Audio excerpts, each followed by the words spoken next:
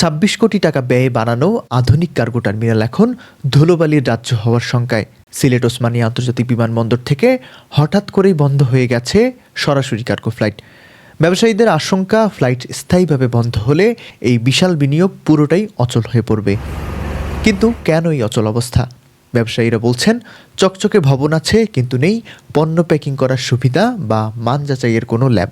Packaging আর lab না থাকায় সিলেট থেকে রপ্তানি পণ্য টিকবে না, আর এ কারণেই আগ্রহ হারাচ্ছেন ব্যবসায়ীরা। এর ফলে সিলেটের কৃষিপণ্য, সবজি ও কুটির শিল্পের মালামাল বিদেশে পাঠানো এখন পুরোটাই অনিশ্চিত। ঢাকা হয়ে পাঠাতে গিয়ে বাড়ছে পরিবহন খরচ, সময় ও পণ্য নষ্ট হওয়ার ঝুঁকি। পরীক্ষামূলক যাচাই ছাড়া পণ্য পাঠানো সম্ভব না হওয়ায় পুরো উদ্যোগটি এখন ব্যর্থ হওয়ার পথে।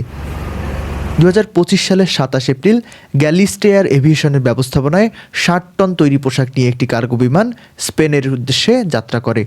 ওয়াটার ক্যানন স্যালুট দিয়ে ফ্লাইটটিকে বিদায় জানায় বেসামরিক বিমান চলাচল কর্তৃপক্ষ বেবিচক। চালু হওয়ার পর টানা ৭ মাসে সিলেট থেকে ইউরোপের দেশে স্পেনে মোট ৪১টি কার্গো ফ্লাইট পরিচালিত হয়। প্রায় ২৩৫০ টন তৈরি পোশাক রপ্তানি করা হয় এসব ফ্লাইটে। তবে হঠাৎ করেই গত নভেম্বর থেকে সব কার্যক্রম বন্ধ হয়ে যায়।